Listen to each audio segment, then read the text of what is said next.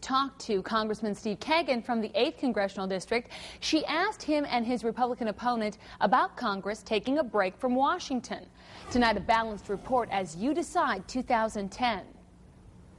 Representative Steve Kagen is back home in northeast Wisconsin. Why did you vote for Congress to take a break? To make sure we could get something done here at home and also in Washington. You know, in Washington, it's the United States Senate where one senator can put a finger on a bill and stop the show. Kagen says one of the things he's doing at home is working with state government to get a bone marrow transplant for a boy. Kagen's opponent, Reed Ribble, says if he were in Congress, he would have voted to continue work in Washington and finalize what kind of taxes the American people will be facing. They could have stayed there and got that work done. I mean, the vote was like 210 to 209 or something, and I just don't get it. And when you add to it the fact that we still don't have a passed budget, I'm beginning to wonder what Congress is up to. The future of the so-called Bush tax cuts are one piece of business congressional lawmakers left unfinished. Ribble thinks those cuts should be permanent. The idea to raise taxes, to send money to the government, for them to redistribute wherever they want it and allow them to pick winners and losers, it makes no sense. Why not just leave the money in the people's hands?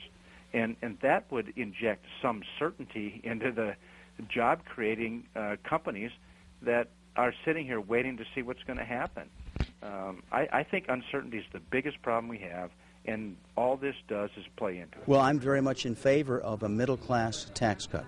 And before the end of this year, I can guarantee you that you're going to have that middle-class permanent tax cut enacted. Kagen says those middle-class tax cuts would apply to families with incomes of less than $250,000 a year, but would not offer more specifics. In a perfect world, what would that tax cut be for those families that have an income of less than $250,000? We would renew the tax cuts for the middle class by the end of this year. Again, Ribble would like to see the 2001 tax cuts remain. Kagen is focused on tax cuts for the middle class. Kagen says he will be back in Washington in mid-October. Michelle? All right, Becky, thanks very much. And next Thursday, you can learn more about the race for the 8th. Kagen and Ribble will square off in a debate at St. Norbert College. It'll be Thursday at the Walter Theater at 7 o'clock. Fox 11 and the League of Women Voters are hosting this event.